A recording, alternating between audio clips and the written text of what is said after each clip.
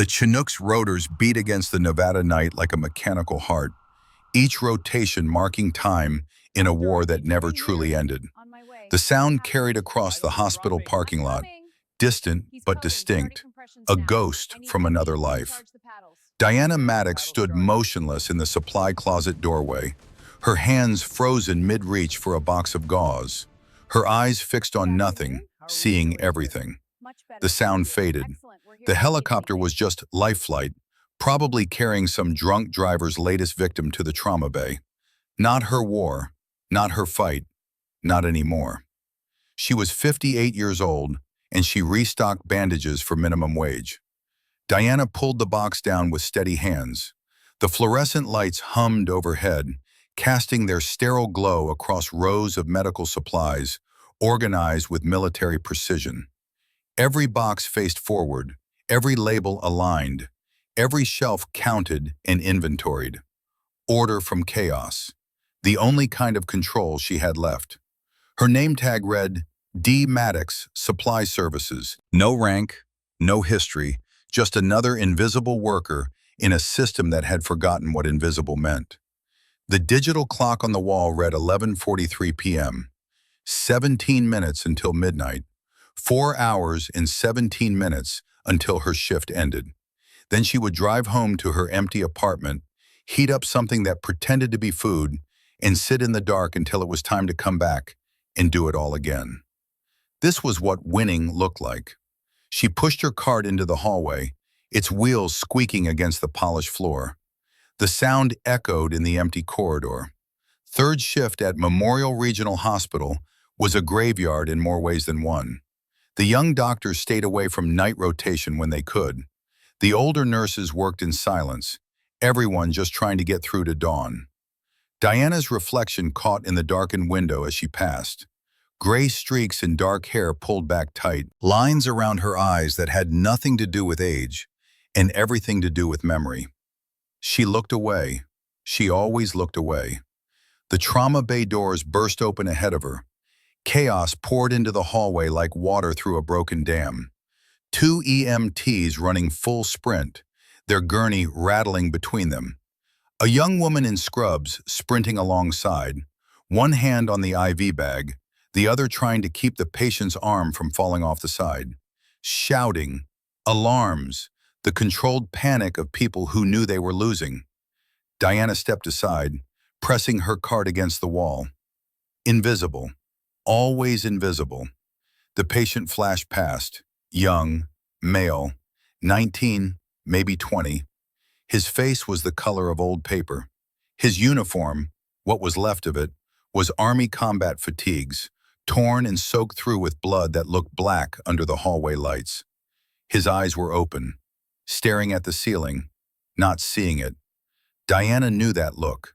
She had seen it on 100 faces in 100 different places. The look of someone standing at the edge of the dark, deciding whether to step forward or fall back. The gurney crashed through the trauma bay doors. The EMTs were already calling out vitals, their voices overlapping, urgent. Multiple GSWs, chest and abdomen. BP 60/40 and dropping. Lost his radial pulse 2 minutes ago. Respiratory rate 40, shallow, uneven. Diana should have walked away. Her job was supplies, not patients. Her role was restocking, not resuscitating. The terms of her employment were very clear about that. The terms of her entire existence for the last 11 years had been very clear about that. But her feet didn't move. Her hands gripped the cart handle, and her eyes tracked the controlled chaos through the trauma bay windows like a sniper acquiring targets. Inside, a young doctor stood at the head of the bed, her hands shaking as she tried to fit the laryngoscope blade. Dr. Elizabeth Turner, 32 years old, Harvard Medical School, top of her residency class, and absolutely, completely out of her depth. I need, someone get me, where's the... Turner's voice cracked mid-sentence.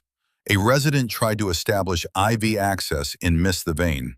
Once, twice, blood running down the patient's arm, mixing with all the other blood. "Somebody page the attending," Turner shouted. "Dr. Morrison's in surgery, won't be available for at least an hour," someone shouted back. "Then get me someone who can—" The monitor screamed. The patient was coding. Flatline. That terrible, endless tone that meant a heart had stopped doing the one thing hearts were supposed to do. "Start compressions!" Turner's voice went high, panicked. "Someone start compressions!" A young resident jumped forward and put his hands on the patient's chest.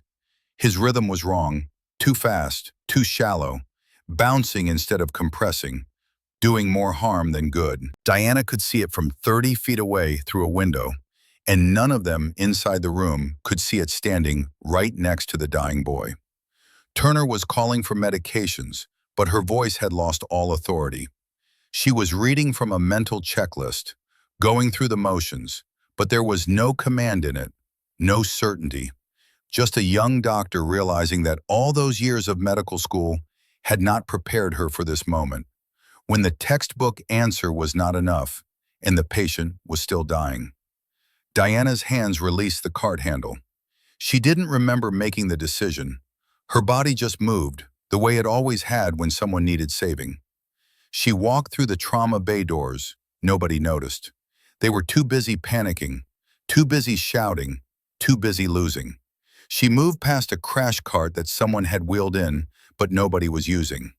Past a tray of intubation equipment scattered across a table. Past 3 nurses standing frozen, waiting for someone to tell them what to do. The resident was still doing compressions wrong. The patient's lips were turning blue. Turner was trying to place a central line with shaking hands. Diana reached the bedside. Her voice came out calm, measured. The voice she had used in Fallujah when the mortars were falling and the wounded were screaming and someone needed to be the one who didn't panic. "Step aside, doctor." Turner looked up. Her eyes were wide behind her surgical mask. "What? Who are—" Diana's voice changed, dropped lower, harder. The voice that had commanded soldiers under fire. The voice that had never learned to ask permission. "Step aside." Everyone in the room froze. That voice didn't belong in a civilian hospital. It belonged somewhere else. Somewhere darker. Somewhere most of these young doctors had only seen in movies. Turner stepped back. She didn't decide to. Her body just obeyed, responding to something older than protocol, deeper than rank. Diana took her place at the bedside. Her hands went to the patient's chest, replacing the resident's incompetent compressions. She didn't push him away. He just found himself standing 2 feet back, watching. Her first compression went deep. Perfect depth, perfect rhythm. 100 beats per minute exactly. Not from counting, from muscle memory that had been carved into her bones in places where counting was the difference between saving lives and filling body bags. "Wrong rhythm," she said, her voice calm again, almost conversational. "You're bouncing him, not compressing. Watch." Another compression. The patient's chest rose and fell in the right way now. Blood started moving. Not much, not enough, but something. Turner found her voice. "Who are you?" Diana didn't look at her. Her eyes were on the patient's face, watching for the small signs. Skin color, pupil dilation. The tiny movements that told the story of whether someone was coming back or slipping away. Doesn't matter. What matters is this soldier walked into an ambush, and you're about to let him die. A nurse spoke up, defensive. "We don't know it was an ambush. The report said training accident." "Look at the wound pattern." Diana's voice cut through the room like a scalpel. High entry angles, scattered grouping, incoming fire from elevated position. He's missing his plate carrier. They stripped his gear before they brought him in. This wasn't training, this was combat, and someone doesn't want you to know that. The room went silent except for the rhythm of compressions and the quiet beep of the monitor, still showing flatline, still screaming its electronic death song. Turner stared at Diana. "How do you possibly know that?" Diana didn't answer. She was counting in her head, calculating. The patient had been down too long. Brain damage was already happening. They were past the golden hour, past the silver hour, deep into the hours where survival was more curse than blessing. But she had saved people in worse shape, in worse places, with fewer resources and more people trying to kill her while she worked. "I need a 14-gauge angiocath," Diana said. "Second intercostal space, right side. He's got a tension pneumothorax and you're too scared to needle him." Turner's face went pale. I wasn't sure." "Now I'm sure. Get it." Someone put the needle in Diana's hand. She didn't look to see who. Her fingers found the landmark on the patient's chest by feel. Second rib, intercostal space. The spot where the lung had collapsed and was now crushing the heart, preventing it from filling, killing him with pressure instead of blood loss. She inserted the needle in one smooth motion. No hesitation, no doubt. Just the certainty of someone who had done this exact procedure 100 times in 100 places, where there was no time for hesitation and no room for doubt. The needle pierced through. There was a hiss, air escaping, pressure releasing, the sound of a life being given a second chance. The monitor changed its song. Still irregular, still too slow, but not flatline anymore. Not that terrible, endless tone. The heart was beating again. Weak, struggling, but beating. Diana stepped back. She stripped off the gloves that someone must have handed her, though she didn't remember taking them. Dropped them in the biohazard bin. Turned toward the door. "Wait," Turner started, but Diana was already walking away. Past the crash cart, past the tray of unused equipment, past the nurses who were staring at her like she had just performed a magic trick instead of a basic battlefield procedure. She retrieved her supply cart from the hallway. The wheels squeaked as she pushed it forward. The sound echoed. Normal. Mundane. Just another night shift worker doing her rounds. Behind her, in the trauma bay, they were stabilizing the patient, getting him ready for surgery, saving his life with the extra time Diana had bought them. None of them knew her name. None of them knew where she had come from. None of them knew what she was. Diana pushed her cart down the hallway toward the supply closet. Her hands were steady. Her breathing was calm. On the outside, nothing had changed. She was still just D. Maddox, supply services, invisible and forgotten. But inside, something had shifted. Some door she had locked 11 years ago had been pushed open just a crack, and the light coming through burned. She made it to the supply closet before her hands started shaking. The break room at 6 a.m. was the same as it had been for the 11 years Diana had worked the night shift. Bad coffee, worse fluorescent lighting, a TV mounted in the corner playing the morning news on mute. Tables scattered around the room where the different tribes of hospital workers gathered to eat, gossip, and pretend they weren't exhausted. Diana sat alone at the corner table. She always sat alone. She had her lunch bag open in front of her, a sandwich she had made the night before, an apple that was starting to bruise, a bottle of water. The same meal she brought every shift because routine was control and control was survival. The news was showing footage from some protest somewhere. Young people holding signs, shouting at cameras. Diana didn't know what they were protesting and didn't care. She had learned a long time ago that the news was just noise, designed to make people angry about things they couldn't change. She had enough real things to be angry about without borrowing fictional ones from strangers. 3 young doctors came into the break room, fresh from their shift, still in scrubs, their voices carrying the particular kind of loud that came from people who thought they were the only ones in the room who mattered. Diana recognized one of them, Dr. James Patterson, 29 years old, orthopedic surgery resident, the kind of doctor who talked more than he listened and believed confidence was the same thing as competence. They got their coffee and sat at the table nearest the TV, directly in Diana's line of sight, whether she wanted them there or not. "Did you hear about the drama in the trauma bay last night?" Patterson said, his voice pitched to Carrie. Everything he said was pitched to Carrie. He lived his life like he was always on stage. The GSW case? Yeah, Turner was running it, right? Another doctor. Younger. Diana didn't know his name. Running it is generous. She was drowning, until that old supply lady walked in and took over. Diana kept eating her sandwich, chewing slowly, not looking up. Wait, what? The third doctor leaned forward. A supply clerk took over a trauma? Apparently, Maddox, the old woman who stocks the closets, she just walked in and started giving orders, did a needle decompression, saved the kid's life. Are you serious? Did someone report her? That's completely outside her scope. She could get the hospital sued. Diana took a bite of her apple. The bruised part, it tasted like the rest of her life, slightly rotten, but still edible. Patterson laughed. It was not a kind sound. Turner actually filed a report praising her, said Maddox knew exactly what she was doing. Like that makes it okay. Jesus, these old-timers, I swear. They all think they're heroes from some war movie. Newsflash, Grandma, this is modern medicine. We have protocols for a reason.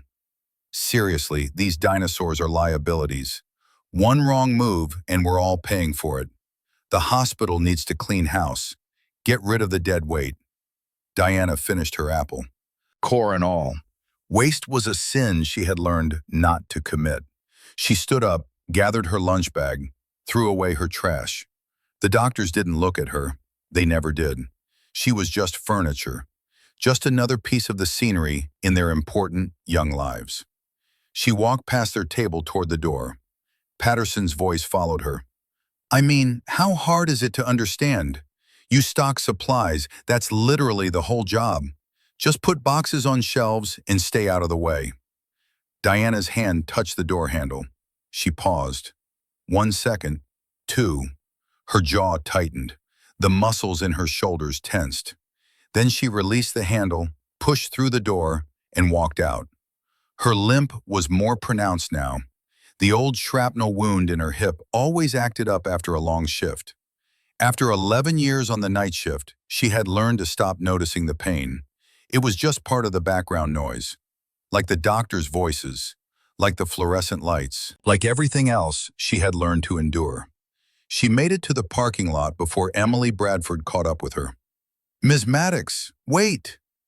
Emily was 24, blonde, perpetually cheerful in the way that people who had never seen real darkness could be.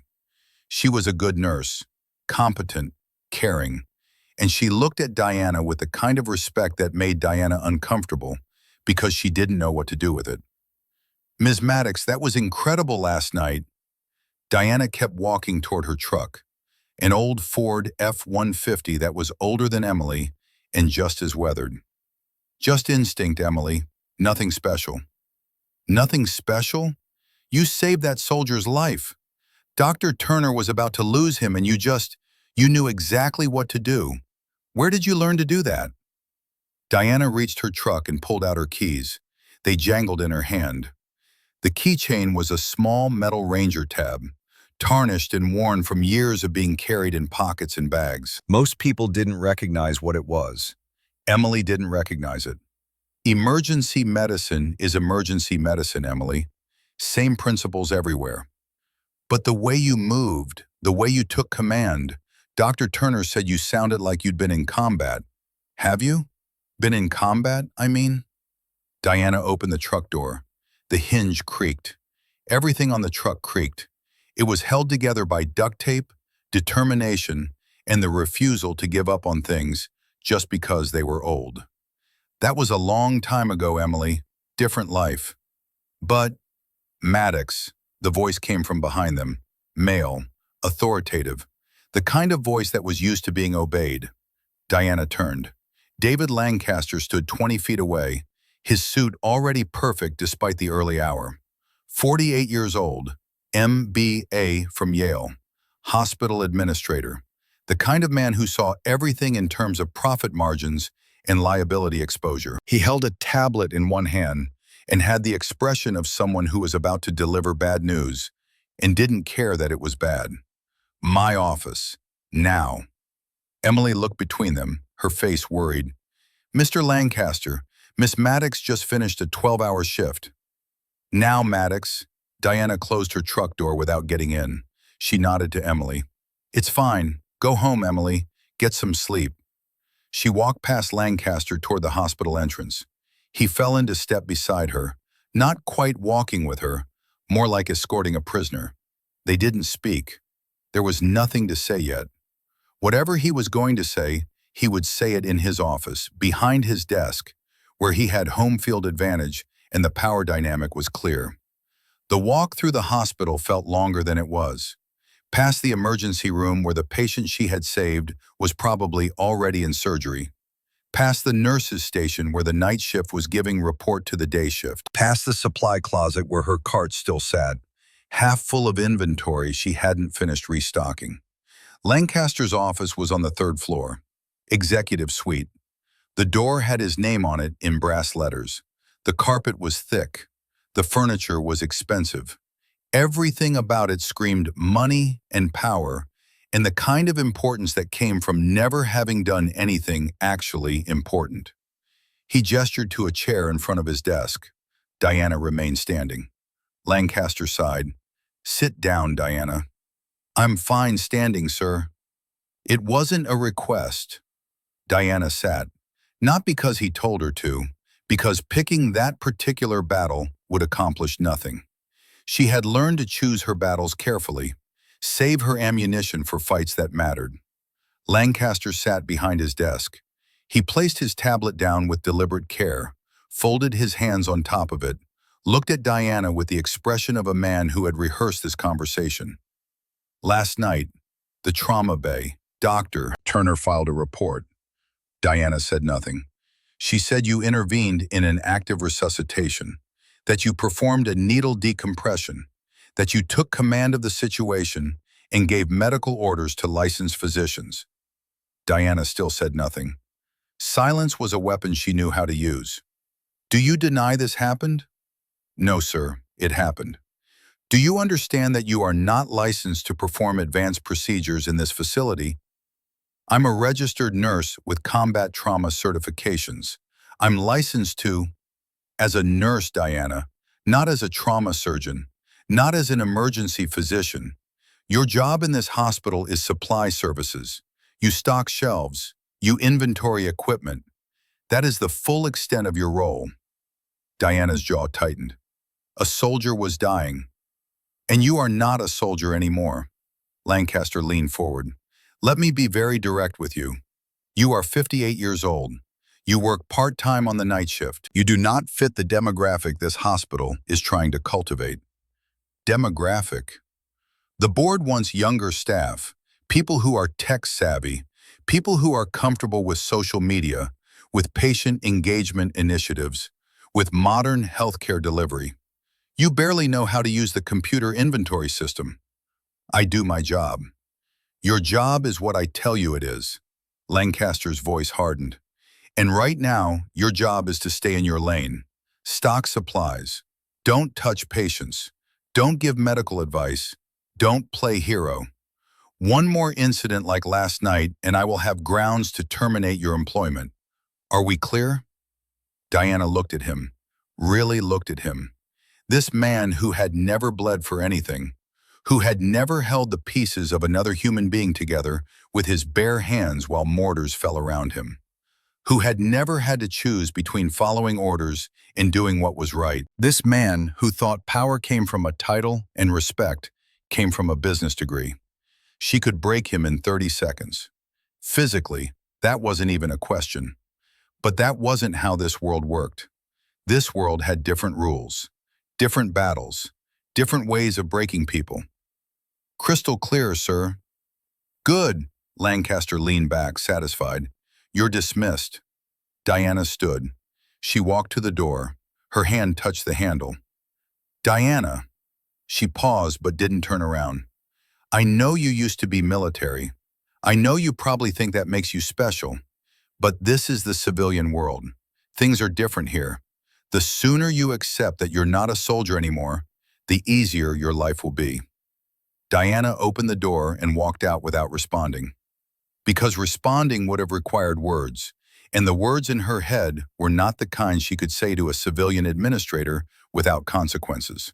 She made it to her truck before the anger hit. Not the hot anger, the cold kind. The kind that settled in her chest like ice and made her hands shake.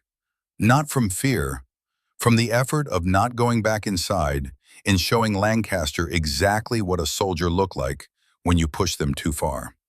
She sat in the driver's seat, gripped the steering wheel, counted her breaths. In for 4, hold for 4, out for 4. The breathing technique they taught in the Army for controlling stress responses. She had been using it for 30 years, and it still worked, mostly. Her phone buzzed, a text message. She pulled it out of her pocket. The message was from Hawk, Marcus Brennan, her oldest friend, the only person left from the old days who still called her by her real name instead of pretending she was someone else. Coffee? Via hospital, 1100 hours. Diana checked the time. It was 6:45 a.m.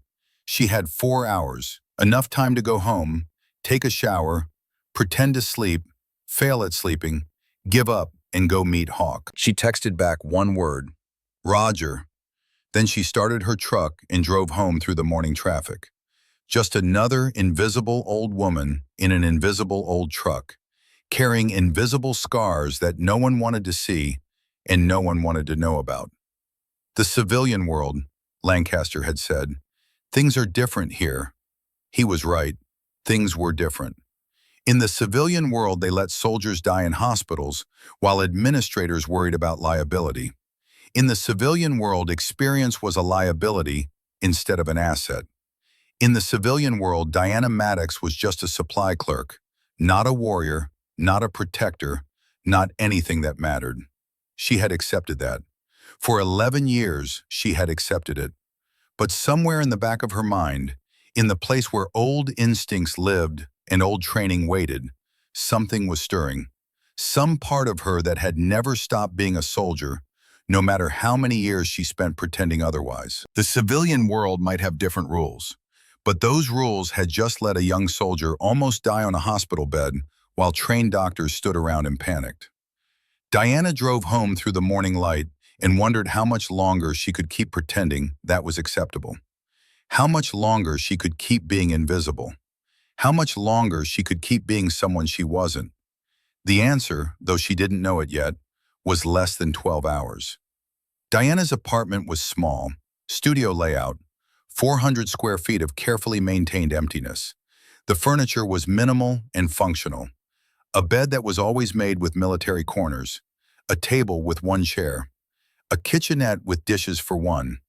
Everything clean, everything ordered, everything designed for a life that required nothing and expected less.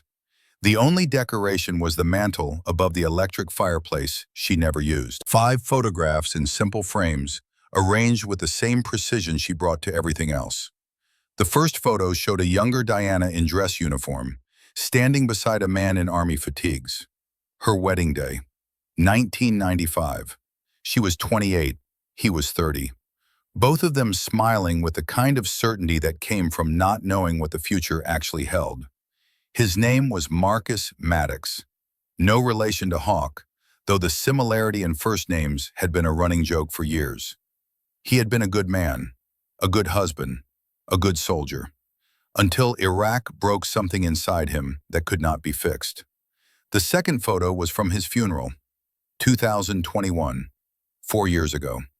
Diana in black, standing beside a flag-draped coffin, her face empty of everything except the kind of grief that had moved past tears into something colder and more permanent. The official cause of death was suicide. The real cause was a war that had ended a decade earlier, but had never stopped killing. The third photo showed a young woman in officer's uniform, Lieutenant Sarah Maddox, Diana's daughter, 32 years old now, currently deployed somewhere Diana was not allowed to know. They texted occasionally, brief messages, "I'm fine, stay safe." The kind of communication that happened between people who loved each other, but had learned that love was not the same thing as understanding. The fourth photo was a ranger team. 1991, Diana was 24, The only woman in a unit of 12. Half of them were dead now. 3 from combat, 2 from suicide, 1 from cancer caused by burn pit exposure. The survivors were scattered across the country, most of them broken in ways that never showed up on medical examinations. The 5th photo was the hardest to look at. Iraq, 2004. Diana and her husband together during one of the rare moments when their deployments overlapped. Both in combat gear, both exhausted, both still believing they were fighting for something that mattered. The photo had been taken 6 months before Marcus's mind started coming apart. Before the nightmares got so bad he stopped sleeping. Before the anger got so bad he stopped being safe to be around. Before Diana had to choose between being his wife and keeping their daughter safe from a man who was turning into someone else. She had chosen their daughter. It was the right choice. It was the only choice. But Marcus had never forgiven her for it, and Diana had never forgiven herself for making him need forgiveness. She stood in front of the mantel for a long time, still wearing her hospital scrubs, her hair still damp from the shower that had failed to wash away the feeling of Lancaster's office. The anger had faded. It always did. Anger was a luxury she could not afford. Anger made you stupid, made you careless, made you forget that battles were won by people who kept their heads while everyone else was losing theirs. But underneath the anger was something else, something older. The feeling she got when a mission was about to start. When the helicopter rotors were spinning up and the team was loading gear and everyone knew that in a few hours, some of them might be dead. That mixture of dread and anticipation and the strange, terrible certainty that this was what she had been built for. She had not felt that feeling in 11 years. She had not wanted to feel it. She had spent 11 years building a life where that feeling had no place and no purpose. But it was back now, coiled in her chest like a snake waiting to strike. Her phone buzzed on the kitchen counter. She picked it up. Another text from Hawk. "Running late. Make it 11:30. Diana texted back. "Copy." She had 2 hours. She should try to sleep.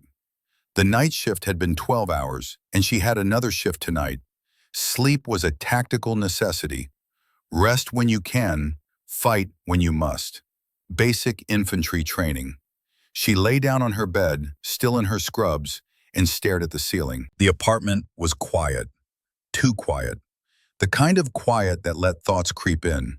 Memories, regrets, the faces of people she had saved and people she had lost, and the vast, uncounted number of people she had never known about who had lived or died because of decisions she made in the space between heartbeats. She did not sleep. At 11:15 she got up, changed into jeans and a plain t-shirt, and drove across town to the VA hospital. The Veterans Affairs Medical Center was in the old part of the city, surrounded by buildings that had seen better decades. The hospital itself was a sprawling complex of connected structures built in different eras with different budgets and different levels of competence. Parts of it were modern. Parts of it looked like they were held together with prayer and spite. Diana had been volunteering here every week for the past 4 years, teaching young medics, helping with physical therapy, sitting with the old veterans who had no family left, and no visitors and no one to remember that they had once been young and strong and certain of their purpose. The parking lot was half empty. It was always half empty. The VA was chronically underfunded, chronically understaffed, and chronically ignored by everyone except the people who needed it, which was fine with Diana. She preferred being ignored. She found Hawk in the cafeteria, sitting at a corner table with 2 cups of coffee already waiting. He was 60 years old, gray hair cut military short, face weathered by sun and wind, and 30 years of carrying things heavier than equipment. He wore jeans and a faded Ranger Regiment t-shirt and a watch that had stopped working in 1993, but that he still wore because it had been a gift from someone who mattered. Marcus Brennan, call sign Hawk, the best combat medic Diana had ever worked with, and the only person alive who knew all her stories and still wanted to have coffee with her. He looked up as she approached, his face split into a grin. Sister. Diana sat down across from him, picked up her coffee, black, no sugar, the way she had been drinking it for 30 years. Brother. They sat in comfortable silence for a moment. Around them, the cafeteria was nearly empty, a few nurses on break, an elderly veteran in a wheelchair eating lunch alone. The quiet background hum of a place that existed for people who had been forgotten by everyone except each other. Hawk studied her face. You look like hell. Feel like it too. Heard you had an exciting night. Diana's hand paused halfway to her mouth, coffee cup suspended. She set it down carefully. How do you know about that? Hawk's grin widened. Kid you saved last night? Private Jackson Cole. He's Ranger qualified. 27th Infantry Regiment. Word travels fast in the community when someone with the look saves one of ours. The look. You know what I mean. The look that says you've been in the shit and came out the other side. Cole said the second he saw your eyes, he knew. Said you moved like a Ranger, talked like a Ranger, saved his life like a Ranger. So I made some calls, confirmed what I already suspected. Diana wrapped both hands around her coffee cup. The heat seeped through the cardboard. What did you suspect? That Diana Maddox, supply services clerk at Memorial Regional Hospital, is also Diana Maddox, former staff sergeant, 75th Ranger Regiment. 3 combat deployments, 2 Bronze Stars, 1 Purple Heart, and a reputation for being the best damn combat medic the Rangers ever had until they decided you were too good at your job. Diana said nothing. Silence was admission enough. Hawk leaned forward. His voice dropped, not in volume but in tone, the shift from casual to serious, from friend to soldier. Why didn't you tell them who you are? What's the point? War's over. We're relics. Let them figure it out themselves. Or let them bury you in a supply closet until you forget how to fight. Diana looked at him, really looked at him, saw the same thing she saw every time she looked in a mirror. Someone who had been built for a purpose, and then told that purpose no longer mattered. Someone who had skills that could save lives, but was not allowed to use them because using them required admitting what they were. I haven't forgotten how to fight, Hawk. I've just learned when not to. And last night? Last night was an exception. Was it? Hawk sat back. Or was it a reminder that you can pretend to be a supply clerk all you want, but the second someone needs saving, you stop pretending. You can't help it, Di. It's who you are. It's who we all are. Diana drank her coffee. It was bitter and lukewarm and tasted like every other cup of coffee she had drunk in every other military facility in every other country. The taste of home for people whose home was always somewhere else. The administrator called me into his office this morning, told me I was a liability, told me to stay in my lane or get fired, told me I'm not a soldier anymore. He's right about the last part. You're not a soldier. You're a ranger. There's a difference. Diana almost smiled. Almost. Pretty sure the Army would disagree with that distinction. The Army's opinion stopped mattering the second they put you in a supply closet and told you to shut up. You know what matters? That kid is alive because you ignored orders and did what needed doing. How many people can say that? How many people have the skill, the training, the pure goddamn competence to look at chaos and turn it into order? Not many, Di. Not many at all. And the world wants to put you in a closet and tell you you're too old to matter. Diana set down her coffee cup. I am too old to matter, Hawk. I'm 58. My hip hurts every morning. I need reading glasses. I get tired after 12-hour shifts. I'm not who I used to be. Bullshit. You're exactly who you used to be. You're just older. And older means experienced. Older means you've seen enough shit to know what matters and what doesn't. Older means you don't panic when the young doctors lose their minds because you've been in situations 1,000 times worse and survived. Hawk reached across the table and put his hand over hers. The gesture was unusual for him. Physical contact was not something their generation did easily, not with each other. Touch meant vulnerability, and vulnerability meant weakness, and weakness meant death.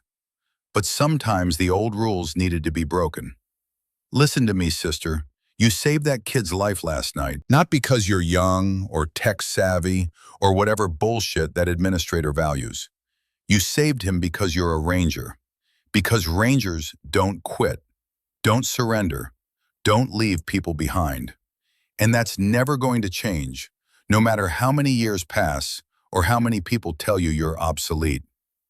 Diana looked down at their hands, hers scarred from 100 small injuries, his scarred from 100 more. The hands of people who had spent their lives fixing broken things and breaking things that needed to be fixed. What if he's right, she said quietly. What if I am obsolete? What if the world has moved on and people like us don't fit anymore? Then the world's wrong, and it's our job to remind them why. Diana pulled her hand back gently. I'm tired, Hawk. I'm so damn tired of fighting, of proving myself, of being invisible until someone needs something and then being told to be invisible again.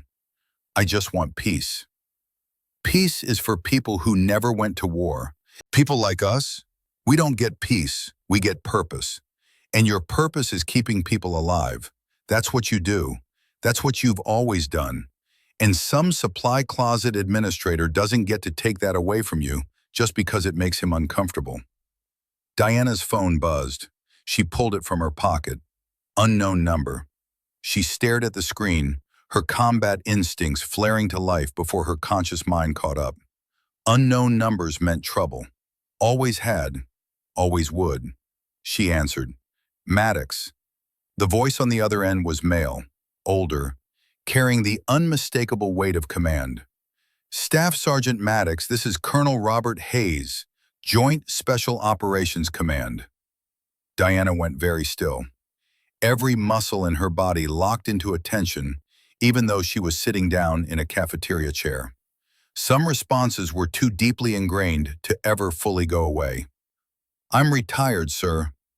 I'm aware, but we have a situation. Private Jackson Cole, the soldier you saved last night, he was part of a classified operation, an operation that went very wrong, and we think someone on the inside made it go wrong. Diana's free hand curled into a fist on the table. Across from her, Hawk saw the change in her posture, saw the shift from tired civilian to alert operator. His eyes narrowed. Why are you telling me this, sir? Because someone just tried to kill Private Cole. Again, in his hospital room, 30 minutes ago. He's alive only because a nurse walked in at the wrong time, or the right time, depending on your perspective. Diana's jaw tightened. How? Succinylcholine, injected directly into his IV port, untraceable if it works, causes paralysis, respiratory failure, cardiac arrest. Looks like natural complications from his injuries, except the nurse interrupted before the full dose could be administered. We have Cole in protective custody now, but he's refusing to cooperate with our medical staff. Why? Colonel Hayes paused. Diana could hear voices in the background. Equipment. The sounds of a tactical operations center spinning up for a mission. When Hayes spoke again, his voice was carefully neutral. He says he'll only talk to the woman who saved him. Says she's Ranger qualified. Says she has the look. Says anyone who can do what you did in that trauma bay is someone who understands what's really happening here. Diana closed her eyes. She had known. The second she saw Cole's wounds, she had known this was not a simple training accident. The pattern was wrong. The story was wrong. Everything about it screamed cover-up. Sir, I haven't been in the field in over a decade. I'm not cleared for... I don't need you in the field, Staff Sergeant. I need you to keep Private Cole alive while we figure out who's trying to kill him and why. This is off book. The hospital can't know. Your administrator can't know. No official records, no paper trail. Just you, Cole, in a safe location until we sort this out. Diana opened her eyes. Hawk was watching her intently. He could only hear her side of the conversation, but he had spent enough years in the same world to read between the words. He knew what kind of call this was. What's Cole's status now? Stable but scared. He knows someone inside tried to kill him. He knows we can't trust normal channels. He needs someone who can protect him and keep him alive. Someone with medical training and tactical awareness. Someone who won't panic when things go sideways. Things are already sideways, sir. They're about to get worse. Cole is a high-value witness in a case that goes way beyond a botched training exercise. If he lives to testify, a lot of very powerful people go to prison. If he dies, the whole thing disappears. We need him alive. And he needs you. Diana looked at Hawk. He gave her the smallest nod, the kind of nod that said he already knew what she was going to say, and he supported it, even though it was probably a terrible idea. She looked at her hands, steady hands, capable hands, hands that had saved hundreds of lives and taken dozens more when saving lives required it. Hands that for 11 years had done nothing more important than stocking supply shelves and inventorying bandages. Lancaster's voice echoed in her memory. You're not a soldier anymore. Maybe he was right. Maybe she was not a soldier. But she was still a ranger. And rangers did not leave people behind. When do I start, sir? Hayes's relief was audible, even over the phone. Immediately. I'm sending you coordinates for a secure location. You'll need to be there in 2 hours. Bring whatever medical supplies you think you'll need. This is not a hospital. It's a safe house. Resources will be limited. Understood. What's my cover story? You don't have one. As far as your employer knows, you left after your shift and went home. You're not scheduled to work again until tomorrow night. That gives us 36 hours to figure this out before anyone notices you're missing. Diana almost laughed. The idea that anyone would notice she was missing was generous. Roger that, sir. Send the coordinates. One more thing, Maddox. Cole's wounds. What you saw in that trauma bay, that was not the whole story. There's something else going on here. Something bigger. And if you take this assignment, you're going to end up in the middle of it. I'm already in the middle of it, sir. I just didn't know it until now. Hayes was quiet for a moment.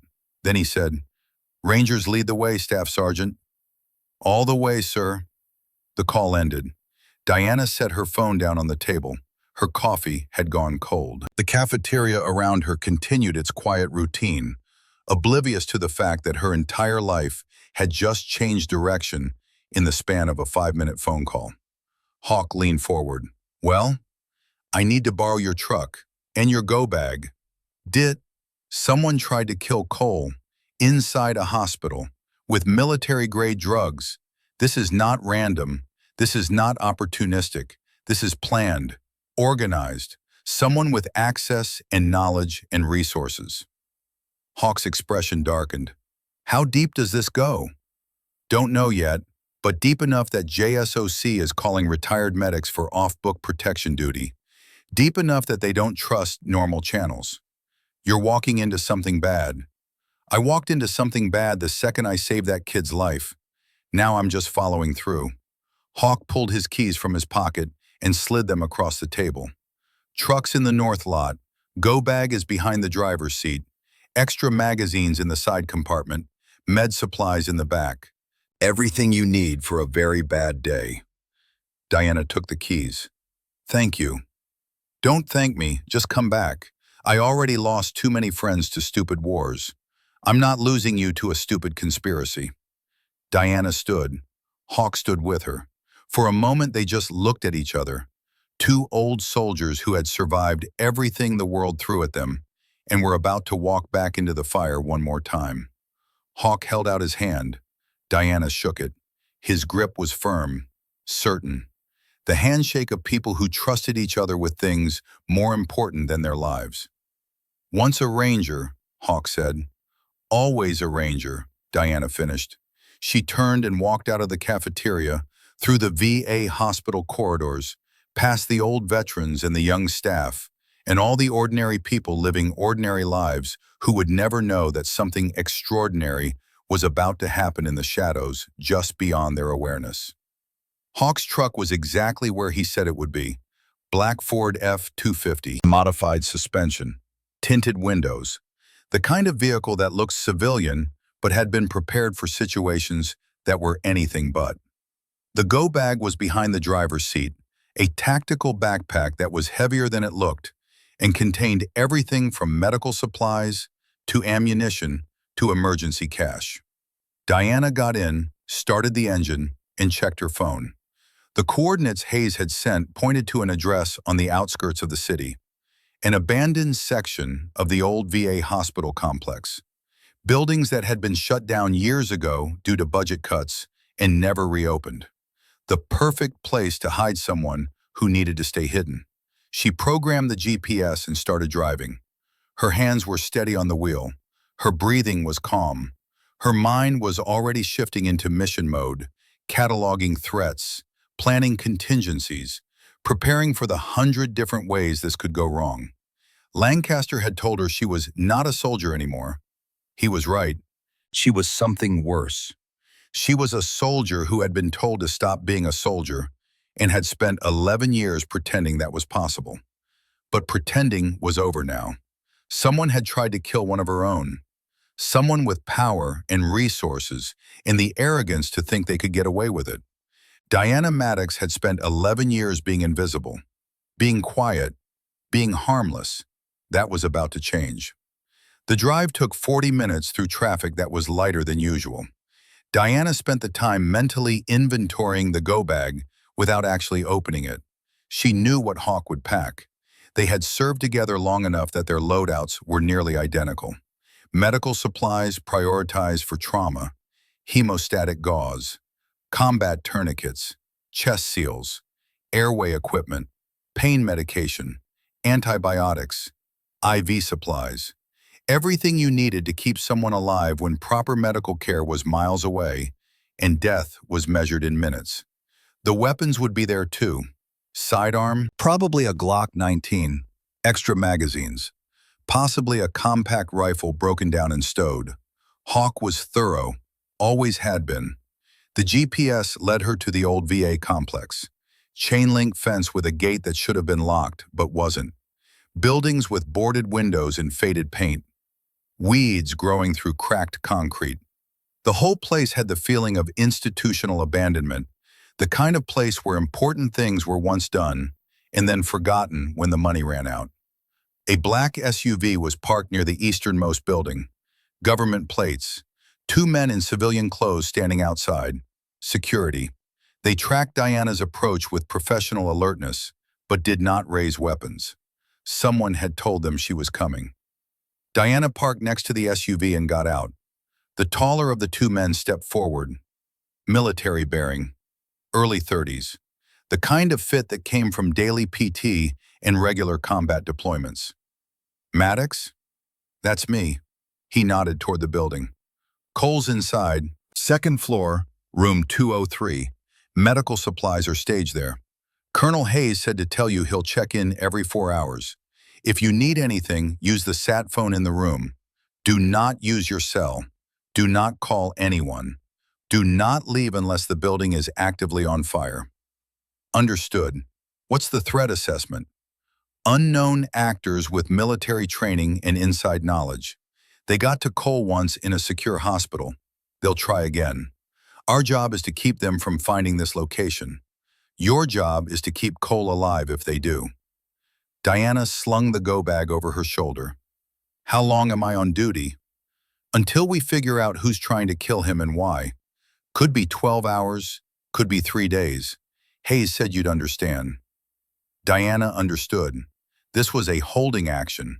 Keep the asset alive while the people with authority and clearance did the actual investigation. Her role was not to solve the problem. Her role was to prevent the problem from killing the witness. She had done worse jobs in worse places. I'll need a threat brief, everything you know about what happened. The security officer pulled out a tablet and handed it to her. It's all in there, classified, so don't let it leave this building. Short version? Cole was part of a 4-man team running what was supposed to be a routine transport operation. Documents from one secure facility to another. Milk run, training exercise. Except someone changed the route coordinates, sent them into an ambush. 3 KIA. Cole survived because he's a lucky bastard. Now someone wants to make sure his luck runs out. Diana took the tablet. What kind of documents? Above my clearance, above yours too, probably, but important enough that people are willing to kill to keep them from getting where they're supposed to go. Diana nodded. I'll take it from here. She walked into the building. The interior was exactly what she expected. Institutional decay, peeling paint, water stains on the ceiling, the smell of mildew and abandonment. But the bones were solid. The structure was sound, and someone had recently swept and cleared the main hallway, removing the worst of the debris. The stairs to the second floor creaked under her weight. Old wood, poor maintenance, but functional. Room 203 was at the end of the hallway. The door was closed. Diana knocked twice. Cole, it's Maddox. I'm coming in. She opened the door slowly, giving the occupant time to see her, to recognize her, to not shoot her out of panic. The room beyond was small. Hospital bed, monitoring equipment, IV stand, medical supplies stacked on a table, and sitting on the bed, looking young and scared and pale, was Private Jackson Cole. Brown hair, blue eyes, the earnest expression of someone who'd enlisted believing in something bigger than himself.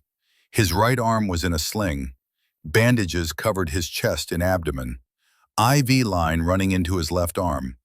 Oxygen cannula in his nose. He looked like he had been through hell and barely made it back. When he saw Diana, his entire body relaxed.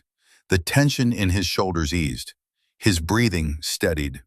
The look of pure relief on his face was painful to see. "You came," he said. His voice was rough, tired. The voice of someone who had been screaming and had not stopped long enough for his throat to heal. Rangers don't leave rangers behind, Cole. You should know that. I wasn't sure you were really a ranger. I thought maybe I imagined it. The way you moved, the way you talked. I thought maybe it was the blood loss making me see things. Diana set the go bag down and approached the bed. She moved slowly, deliberately, giving him time to adjust to her presence. Combat trauma did strange things to people, made them jumpy, paranoid, unable to trust even the people trying to help. I'm a ranger, was a ranger, been out for a while now, but some things you don't forget. She reached for his wrist, felt his pulse. Fast but steady. His skin was warm but not feverish. His color was better than it had been in the trauma bay, but still too pale. He was healing, but slowly. The kind of injuries that would take weeks to fully recover from, assuming he lived that long.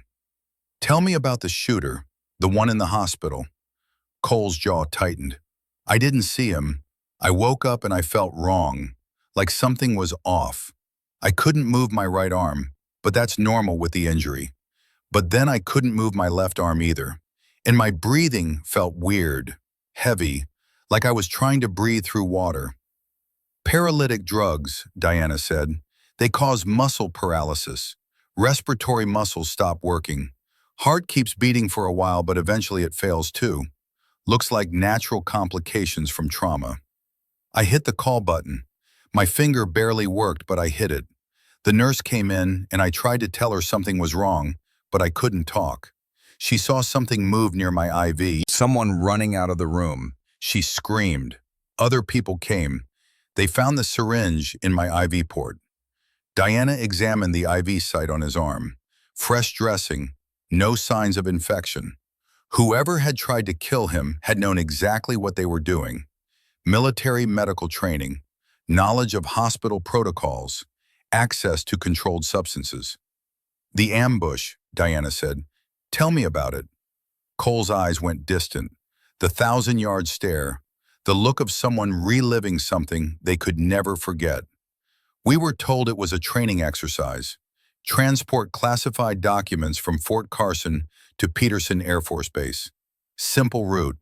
4 of us. Martinez was driving. Thompson had navigation. Reeves was security. I was in the back with the documents.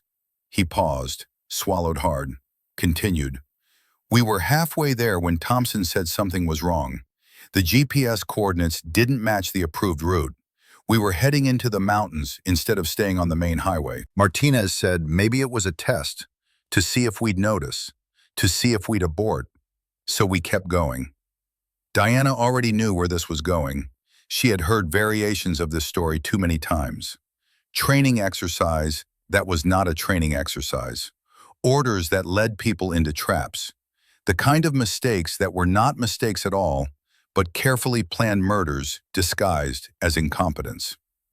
The road got narrower, trees on both sides, nowhere to turn around. And then we hit the choke point, fallen tree blocking the road. Martinez stopped.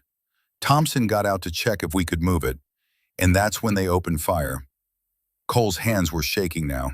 Diana reached out and took his left hand in hers, held it firmly, grounding him, bringing him back from the memory to the present. How many shooters? I don't know, at least 3, maybe more. High ground on both sides. They had us in a perfect kill box. Martinez died in the first 5 seconds. Headshot through the windshield. Thompson made it maybe 10 seconds. Tried to get back to the vehicle. Didn't make it. And Reeves? Reeves was Special Forces. Combat veteran. He got out, returned fire, tried to get to me. Told me to stay down.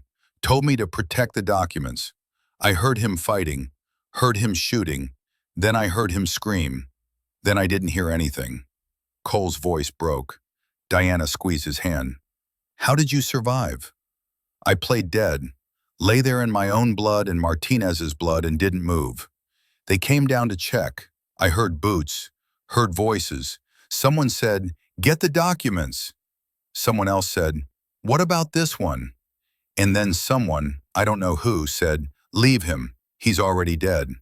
They took the documents, took our weapons, took our radios, stripped Martinez's and Thompson's bodies of gear, and then they left. How long before someone found you? I don't know. Hours. I passed out, woke up in the helicopter, then woke up again in the trauma bay with you standing over me, telling some doctor to step aside. Diana released his hand and sat back, processing, analyzing, building a picture in her mind of what had happened and why. Cole, what was in those documents?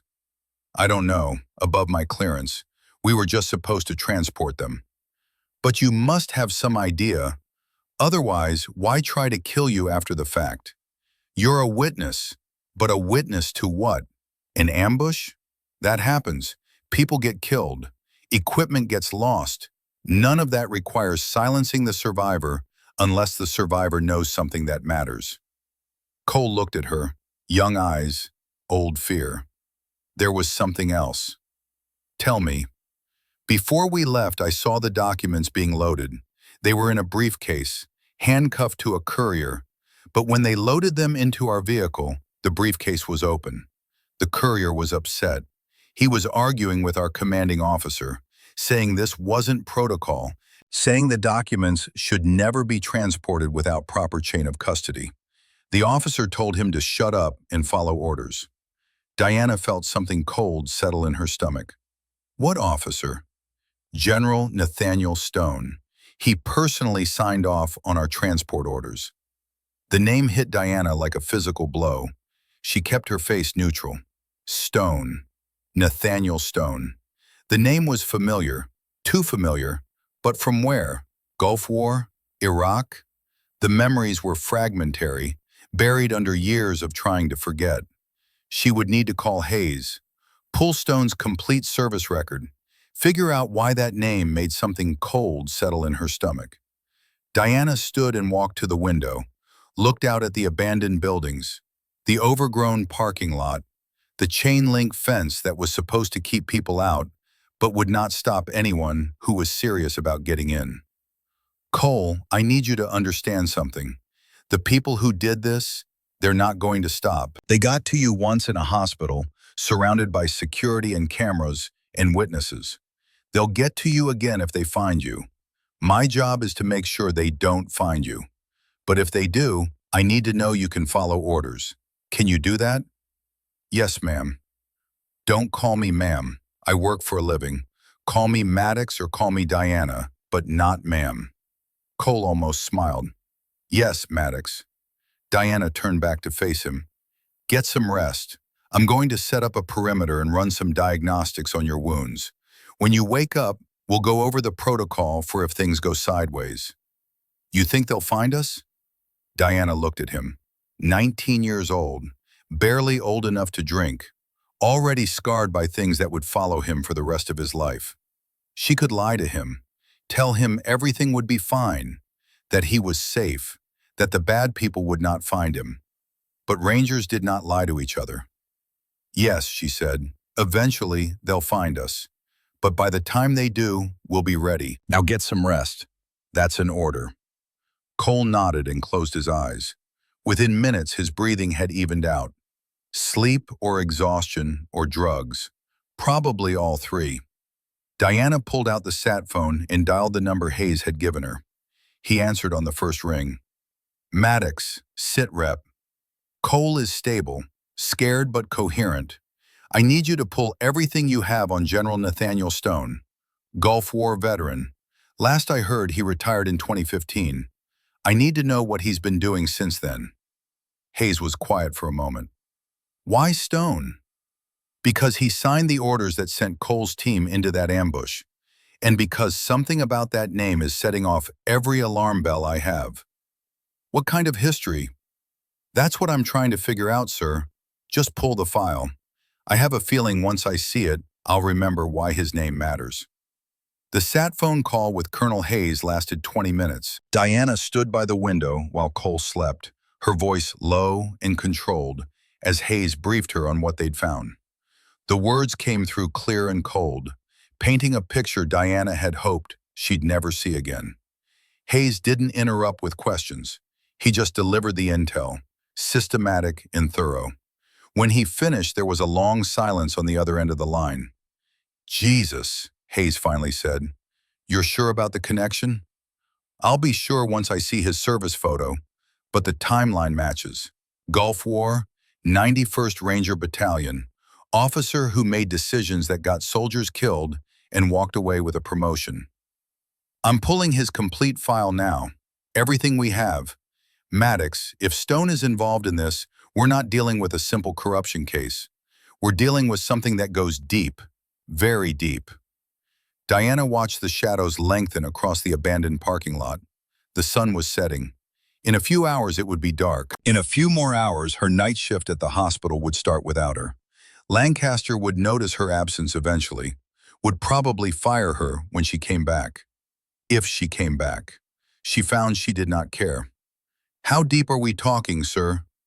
Cole's team was transporting evidence, documents proving fraudulent defense contracts, $2 billion worth over the last 15 years.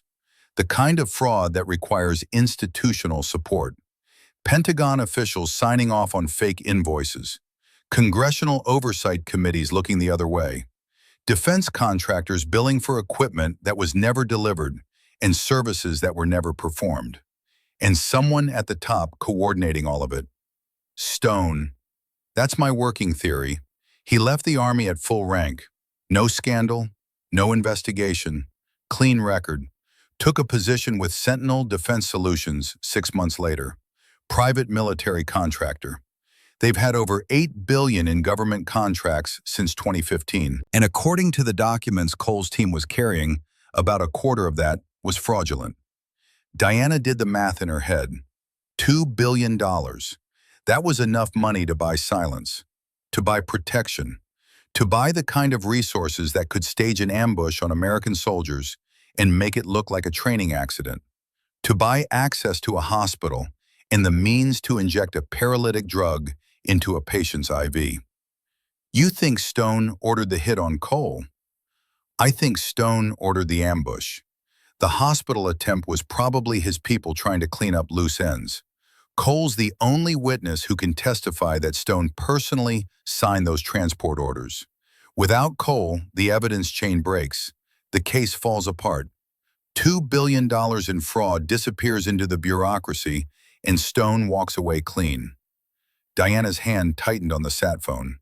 That's not going to happen. No, it's not. But Maddox, I need you to understand what you're protecting here. This is not just about keeping Cole alive. This is about bringing down a conspiracy that goes to the highest levels of the defense establishment. Stone has friends, powerful friends, people who will do anything to keep this buried. How long until you can move Cole somewhere more secure? 48 hours minimum. We need to verify the evidence, build a case that can survive legal challenge, get protection for the other witnesses. Right now, you and Cole are exposed. I'm sorry. It's the best I can do. 48 hours. Copy that, sir. Maddox, one more thing. If they find you, if this goes kinetic, you are authorized to use appropriate force. But understand, these are not foreign combatants. These are American citizens, probably former military. Rules of engagement are different. Diana looked at Cole sleeping on the hospital bed.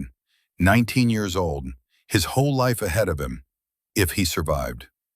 Sir, with respect, someone tried to murder a soldier in a hospital bed. Someone ambushed and killed 3 Americans on American soil. I don't care what citizenship they hold.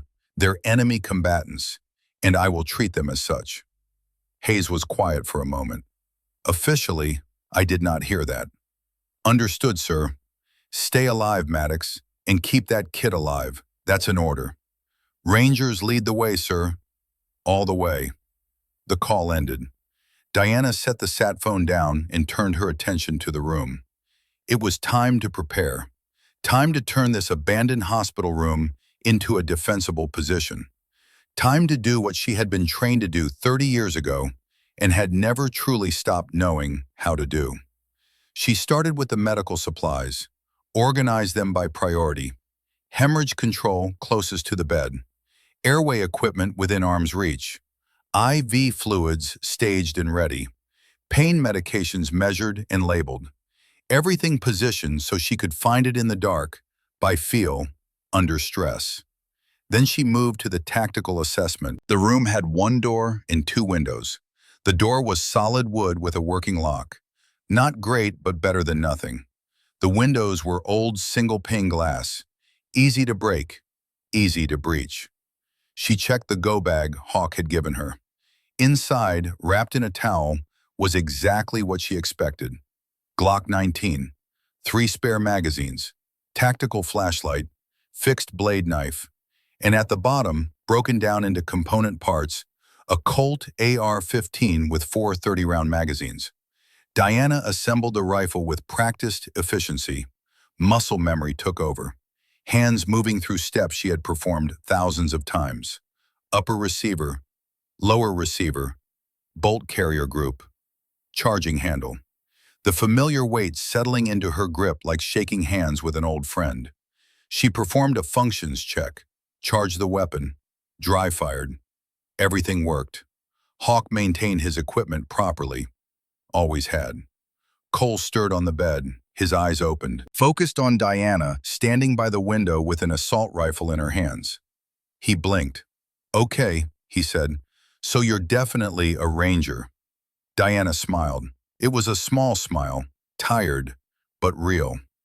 Supply clerk rangers are very thorough about inventory management. Is that what we're calling it? Would you prefer I tell you the truth? That I'm preparing this room for a potential assault by unknown hostiles with military training and institutional support? Cole pushed himself up on the bed, winced. His wounds were still fresh, still painful. Actually, yeah, I would prefer the truth. I'm tired of people lying to me about how much danger I'm in. Diana set the rifle down on the table, within easy reach but not threatening. She pulled a chair over to the bed and sat, eye level with Cole. The way you talk to soldiers, not down to them, with them. The truth is you're in a lot of danger. The people who ambushed your team are the same people who tried to kill you in the hospital. They have resources. They have training. They have inside knowledge of military protocols in medical facilities. And they will try again. Why me? I didn't see anything. I don't know anything. I was just following orders. You're a witness. You can testify that General Stone personally signed the orders that sent you into that ambush. Without you, the evidence is circumstantial. With you, it's a criminal conspiracy. That makes you the most important person in this investigation and the biggest threat to everyone involved. Cole absorbed this, his young face trying to process information that was too big, too dark, too far outside his experience. How many people are involved? Don't know yet. Could be a handful, could be dozens. Defense contractors, Pentagon officials, maybe congressional staffers. The kind of conspiracy that requires a lot of people looking the other way and a few people actively participating. And we're just sitting here, waiting for them to find us? We're not waiting, we're preparing. There's a difference. Waiting is passive, preparing is active. Right now, I'm turning this room into a place where two people can hold off a dozen attackers long enough for help to arrive. That's not waiting, that's tactics. Diana stood and moved to the windows, started explaining her plan, not because Cole needed to know, but because explaining it helped her refine it, and because keeping Cole engaged kept him from dwelling on the fear. These windows are our weak points, old glass, easy breach. So we're going to set up early warning. I've got motion sensors in the bag. We'll place them outside, create a perimeter. Anyone approaches, we'll know 30 seconds before they're at the door. She moved to the door. This is our choke point, single entry. We funnel them through here. I'll take primary position behind the bed. You'll be on the floor behind that cabinet, protected but mobile. If I go down, you grab the Glock and you shoot anyone who comes through that door who isn't wearing a uniform. I've never shot anyone before. Diana looked at him, held his eyes. You will if you have to, and you'll live with it after, just like the rest of us. She spent the next hour fortifying the room, moving furniture to create barriers, staging equipment for quick access, running through scenarios in her head. What if they breached from the windows? What if they came through the door? What if they used explosives? What if they used gas? For every what if, she had a response. Not perfect, but workable. The kind of improvised defense that came from years of experience in places where the perfect solution did not exist, and the workable solution was the difference between living and dying. Cole watched her work. His expression shifted from scared to fascinated to something like respect. How long were you a ranger? 22 years. Enlisted in '89, Gulf War in '91, Iraq from 2003 to 2007. Got pushed out in 2014. Pushed out how? Diana paused in her work, considered how much to tell him, decided that if they were going to potentially die together, he deserved the full story. There was a mission, hostage rescue. Rules of engagement were strict. We could only shoot if directly engaged. But the hostages were being executed while we watched.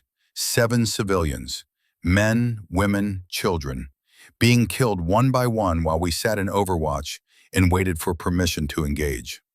She sat down on the edge of the bed, not looking at Cole, looking at something far away and long ago. I made a decision. I eliminated the threats. 3 hostiles, 3 shots, saved 7 lives, violated a direct order. The review board decided I was too aggressive, too willing to interpret ROE creatively. They said I lacked the judgment for operational roles, gave me a choice: leave service or accept reassignment to medical-only duties. No combat operations, no weapons, no command. You chose to stay. I had a daughter to support, a husband with PTSD who couldn't hold a job. I needed the pension, so I took the deal, spent 11 years pretending to be something I wasn't, until last night when I couldn't pretend anymore. Cole was quiet for a long moment. Then he said, "The hostages, the 7 people, they're alive because you broke the rules." "Yes. And the 3 soldiers who died in my team, they're dead because someone else broke different rules." Diana looked at him, saw the understanding in his young eyes. The realization that rules were just tools, that following them blindly could be as destructive as breaking them carelessly, that real judgment was knowing the difference. Stone broke rules for money, Diana said. I broke rules for lives. That's the difference. That's the only difference that matters. Her sat phone buzzed. Message from Hayes. Brief. Encrypted. She read it twice. What? Cole asked. Hayes pulled Stone's file. Since 2015, Sentinel Defense Solutions has been involved in 47 military contracts. 23 of them are currently under investigation for fraud. Stone personally signed off on all 23. If the evidence holds, we're looking at the biggest defense contractor fraud case in American history. How big? Over $20 billion, with a B. Cole whistled softly. No wonder they're trying to kill me. $20 billion buys a lot of silence, buys a lot of assassins, buys a lot of people willing to look the other way while soldiers die. Diana stood and walked back to the window. The sun had fully set now, darkness spreading across the abandoned complex like spilled ink. The security team outside had switched on portable lights. 2 men patrolling. Not enough to stop a determined assault. Just enough to provide early warning. Her phone buzzed again. Different number. She frowned and answered. Maddox. Sister, Hawk's voice. Tense, urgent. We have a problem. Diana's entire body went on alert. Talk to me. I just got a call from Travis. You know Travis? Ghost McAllister? Marine Corps, 68 years old, meaner than a rattlesnake? I know Ghost. What about him? He was contacted 2 hours ago. Someone offered him $20,000 to provide intel on your location. Said it was a security test. Said you were running a training exercise and they needed to verify response protocols. Diana's blood went cold. He didn't take it. Hell no, he didn't take it. But he called the rest of the guard. We've been making calls, comparing notes. Turns out 6 of us got contacted in the last 4 hours. All the same offer, all the same cover story. Someone's fishing for your location, Di, and they're fishing hard. Did anyone take the money? Not from our group. But Di, there are a lot of vets out there who are desperate, who need the money, who might not ask too many questions if someone waves 20 grand in their face. Whoever's looking for you, they're casting a wide net. Diana processed this, analyzed it, saw the implications spreading out like cracks in ice. They know I'm with Cole. They know I'm Rangers.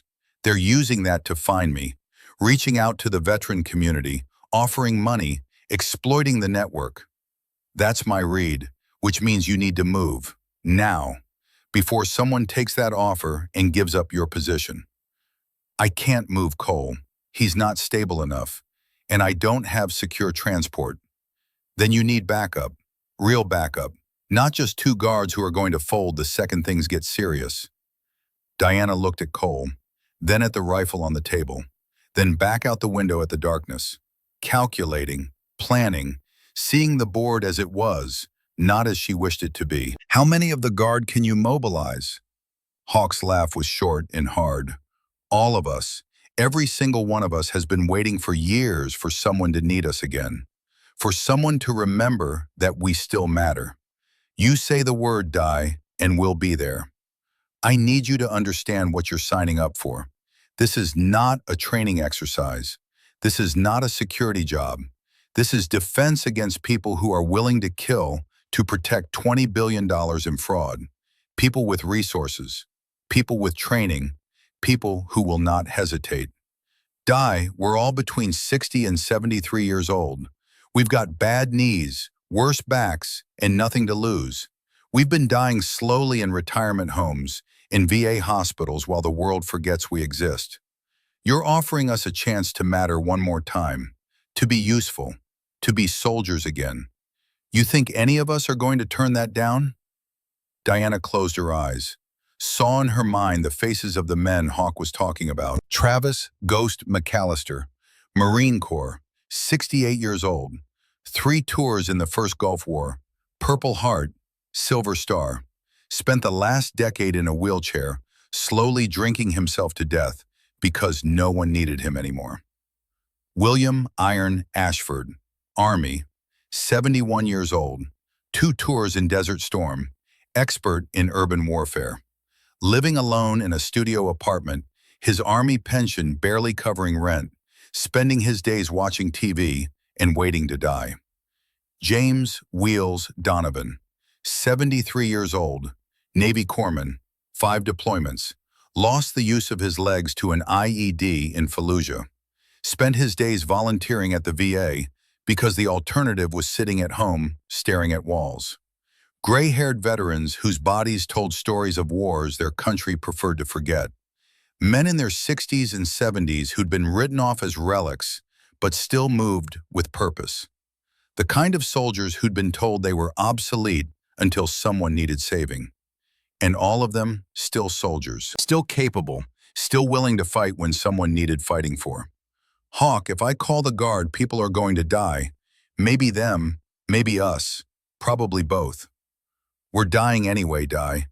At least this way we die doing something that matters. Die protecting someone who needs protecting. Die as rangers instead of forgotten old men in forgotten old rooms. Diana opened her eyes, made the decision.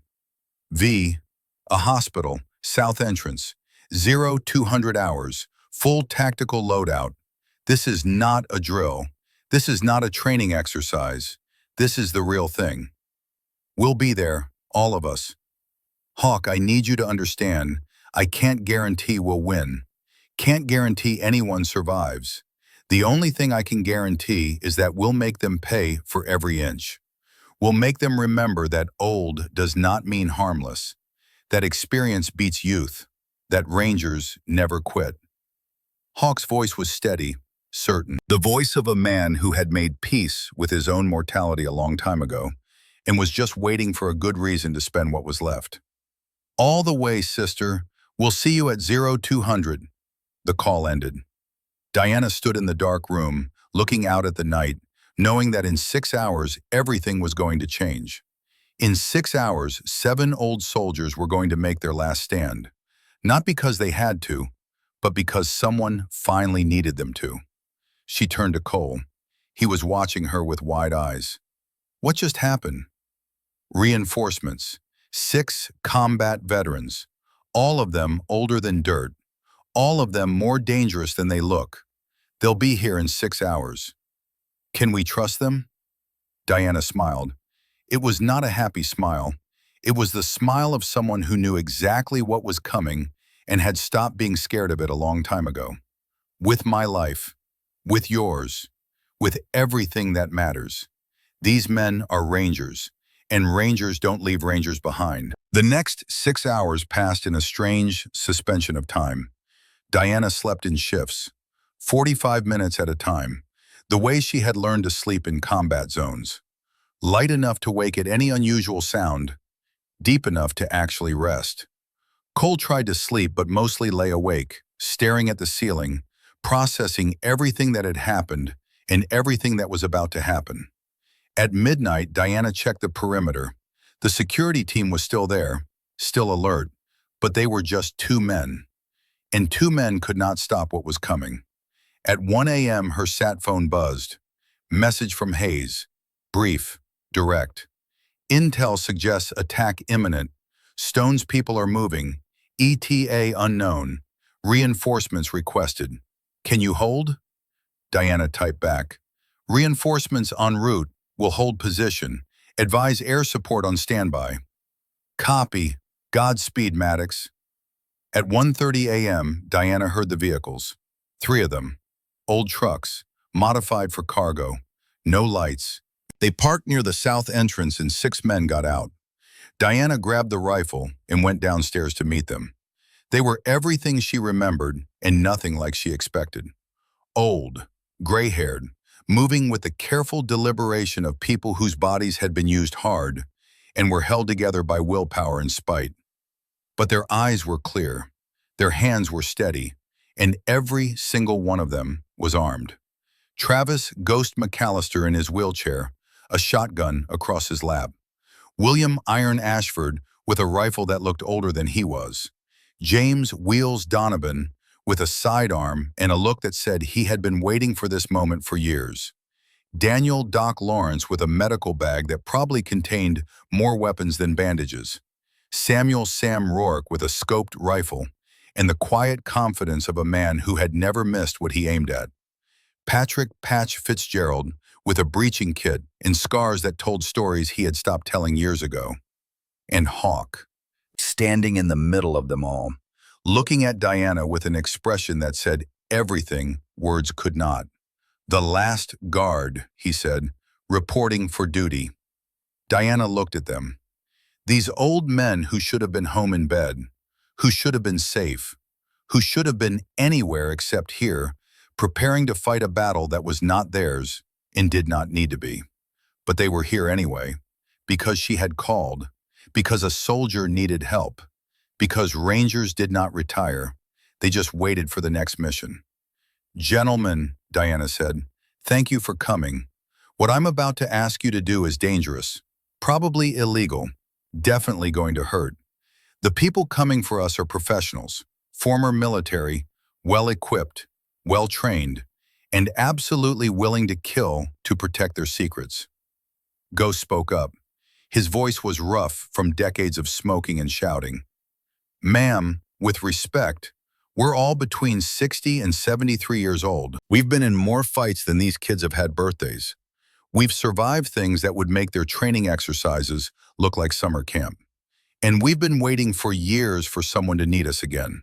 So unless you're going to tell us to go home, save your breath and give us our assignments." Diana smiled, a real smile this time. "All right then, let's turn this abandoned hospital into a fortress. And when they come, let's teach these young punks what real soldiers look like." They worked through the night, setting up defensive positions, running wire for early warning systems, placing improvised obstacles, creating fields of fire, establishing fallback positions. All the things that old soldiers knew how to do because they had done them in real wars where mistakes meant death. By the time the sun started to rise, the building was ready. Not impregnable. Nothing was impregnable, but defensible, layered, with multiple choke points and overlapping fire zones, and enough nasty surprises to make any assault team think twice. Diana gathered them in the main hallway. 7 old soldiers and 1 young private, the most unlikely fighting force she had ever commanded. "Listen up," she said. "They're coming. We don't know when. We don't know how many. But they're coming. Our job is to hold this position until reinforcements arrive. Keep Cole alive. Keep each other alive. And make damn sure that anyone who comes through those doors remembers that old soldiers are still soldiers." Ghost raised his shotgun. "I've been waiting to die useful for 10 years. Today's as good a day as any." Iron nodded. "My wife died 5 years ago. My kids don't call. I got nothing waiting for me at home except an empty apartment and daytime TV.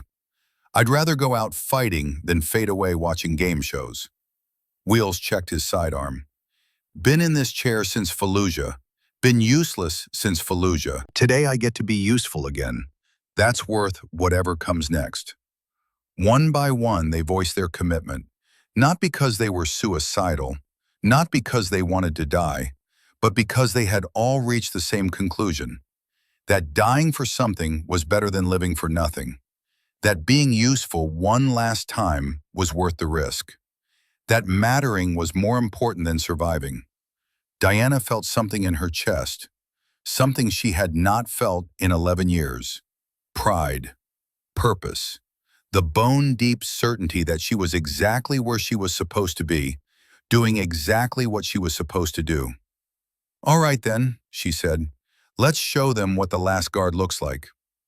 At 0730 hours, the motion sensors triggered. Diana was on the second floor with Cole when the alert came through. 3 vehicles, 12 personnel, professional spacing, tactical approach, not rushing, not panicking, just moving with the kind of confidence that came from superior numbers and superior equipment. She keyed her radio. All positions, we have contact. 12 hostiles approaching from the east. Stand by. The responses came back quick and calm. Ghost in position at the south entrance. Iron covering the north approach. Wheels holding the stairwell. Doc with Cole. Sam on overwatch with his rifle. Patch ready to reinforce wherever needed. Hawk coordinating from the command post they had set up in what used to be a nursing station. Diana moved to the window, watched the assault team approach. They were good, professional, moving in a textbook assault formation, which meant they had training, which meant they had done this before, which meant this was going to be bad. She keyed her radio again. They're professionals, former military, probably contractors. They will try to breach multiple entry points simultaneously. Do not engage until my command. Let them commit. Let them get close. Then we light them up. The assault team reached the building, split into 3 groups. 4 at the south entrance, 4 at the north, 4 holding back as reserve. Diana watched them set breaching charges, watched them stack up, watched them prepare to flood the building with overwhelming force.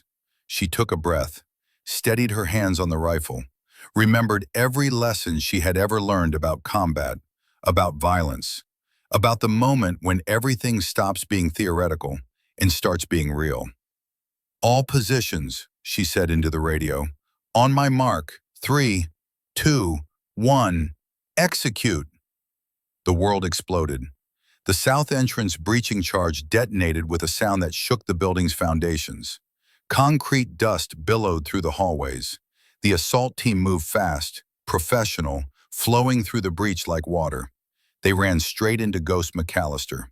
The wheelchair was positioned exactly where Diana had told him to position it, behind a corner, out of sight from the entry point, perfectly angled for enfilade fire down the hallway.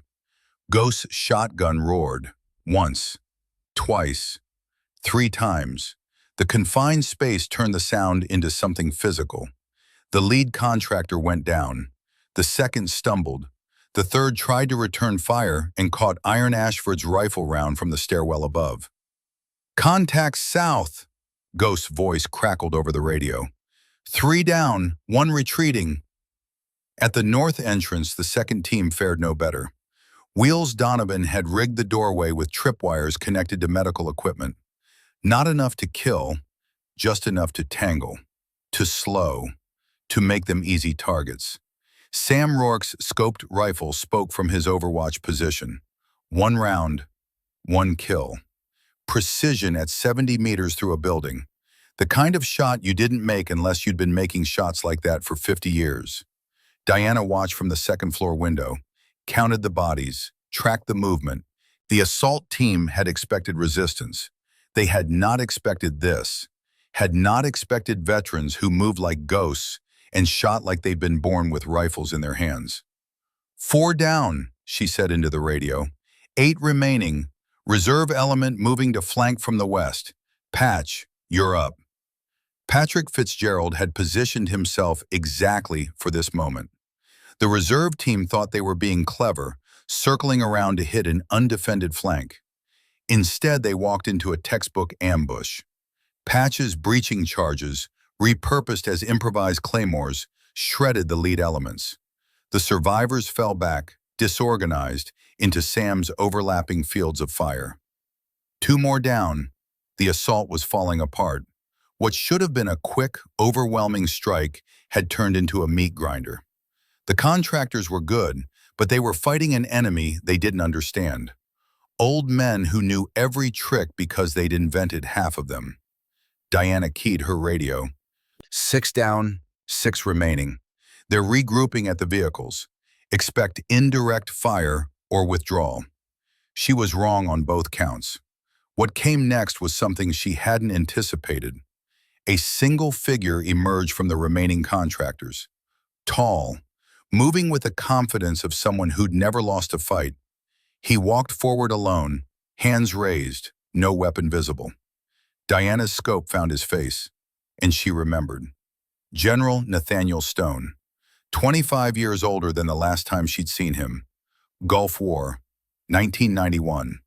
The officer who'd given the order that killed half her unit because taking the cautious route would have delayed his promotion timeline.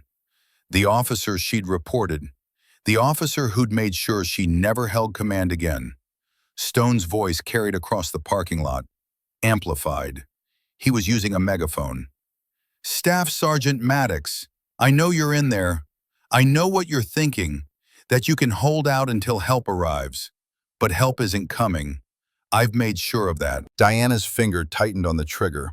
One shot, one less problem.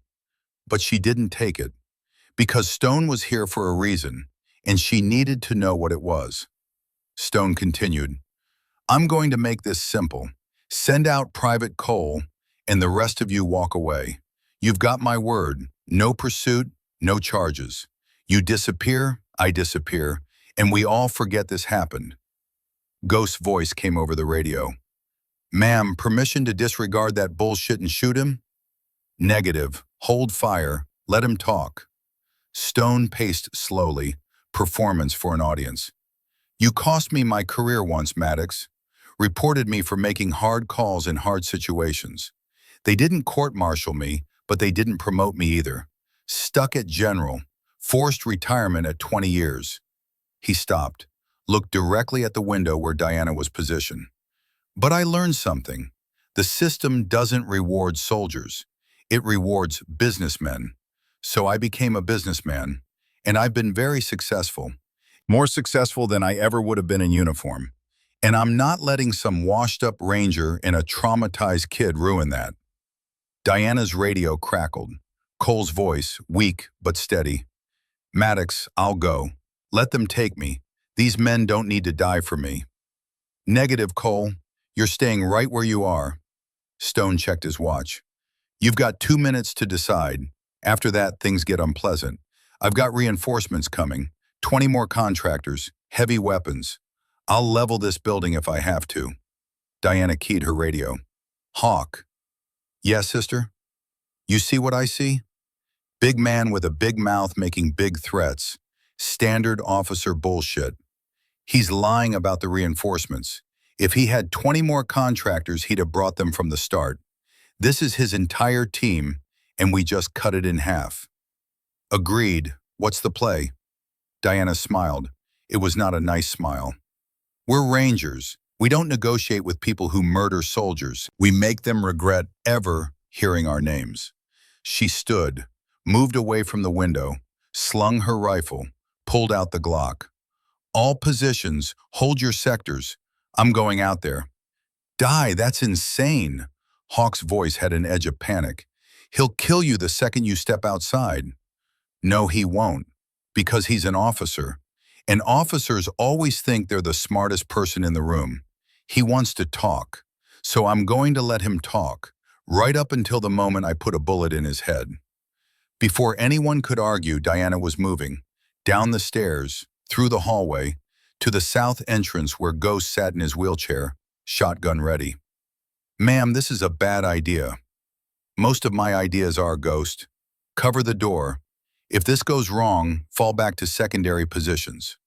She stepped outside, hands visible, Glock in her right hand, pointed at the ground. Non-threatening, but not disarmed. Stone smiled. There she is, the hero of Memorial Regional Hospital, saved a kid's life and can't let it go.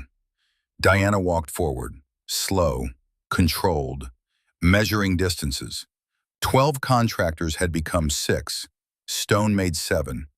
Those were better odds than most of the fights she'd won. "Stone, you look old." "We all do, Maddox. That's what happens when you survive long enough to spend the money." They stopped 15 feet apart. Diana could see the contractors fanning out at the edges of her peripheral vision, trying to get angles, trying to box her in. She didn't care, because while they were focused on her, they weren't watching the building, weren't seeing Sam Rourke shift position to have overlapping fields of fire on all of them. "You killed 3 soldiers for money," Diana said, "then tried to kill a 4th in a hospital bed. That doesn't sound like hard calls in hard situations. That sounds like murder." Stone's smile faded. "You don't understand how the world works. Never did. You think service matters, honor matters, doing the right thing matters. But it doesn't. The only thing that matters is power, and power comes from money. Is that what you told yourself in the Gulf War? When you ordered my unit into that village without proper recon? When half of us died because you wanted the glory of being first in? Ancient history, Maddox. I made a tactical decision. People died. That's war. You just couldn't accept it. Had to file your little report. Had to be the righteous crusader. And where did it get you? 11 years stocking bandages in a supply closet. Diana's voice went quiet, deadly. It got me here, with you, finally. Stone's hand moved toward his sidearm. He was fast for a 61-year-old man. Diana was faster. The Glock came up. 2 shots, both center mass. Stone staggered back, surprise on his face. He'd expected negotiations, expected more talk, expected the rules to protect him one more time. The rules had stopped applying the moment he tried to murder Cole. The contractors opened fire. Diana was already moving, diving behind Stone's vehicle as rounds sparked off metal and shattered glass. Her radio crackled with overlapping voices. "Contact! All positions engage!" The building erupted. Every window that had a last guard member behind it suddenly had a muzzle flash. The contractors, caught in the open, caught in overlapping fields of fire, went down fast. Diana stayed behind the vehicle, reloaded, counted shots, waited for the specific silence that meant it was over. It came 30 seconds later. Hawk's voice on the radio. "Threats neutralized. All hostiles down." Diana stood, surveyed the parking lot. 7 bodies, including Stone, who was still alive but wouldn't be much longer. She walked over to him, knelt down. His eyes found hers, blood on his lips. "You can't win. This is bigger than me."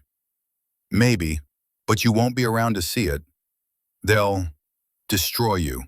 Everything you've built, everyone you've saved." Diana leaned close. "I'm a ranger, Stone. We don't build, we fight, and we don't stop fighting until the mission is complete." Stone's eyes went unfocused. His breathing stopped. Diana stood, keyed her radio. "All positions, sound off." One by one, the last guard reported. Minor injuries, nothing serious. Every single one of them still combat effective. 7 old men had just fought off 12 professional contractors in one. Because experience beat youth. Because discipline beat arrogance. Because Rangers never quit. Diana walked back into the building, found Cole on the 2nd floor, protected by Doc Lawrence, staring at her with something like awe. "Is it over?" For now, her sat phone rang. "Hayes. Maddox, we're tracking multiple emergency calls from your location. What's your status?" 7 hostiles KIA, including General Stone. 0 friendly casualties. Building secure. Cole is safe. Hayes was quiet for a long moment. "You killed Stone." "He drew first. It was self-defense." "That's going to be a hell of a report to write."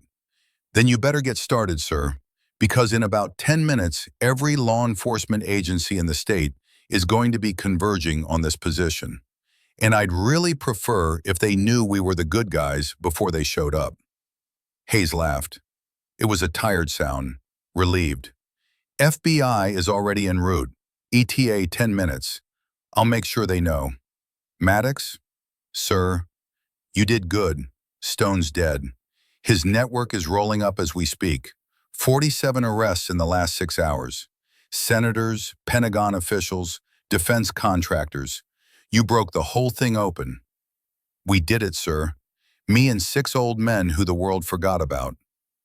"The world won't forget them anymore." The call ended. Diana looked at the last guard assembled in the hallway, battered, exhausted, alive, and smiling, because for the first time in years, they'd mattered. Epilogue, 6 weeks later. The Veterans Affairs Medical Center looked different now. Fresh paint, new equipment, government funding that had materialized overnight once the scandal broke and Congress needed to prove they supported veterans. Diana stood in front of her classroom. 20 young medics, military and civilian, all listening with the kind of intensity that came from knowing the person teaching them had actually done everything they were learning.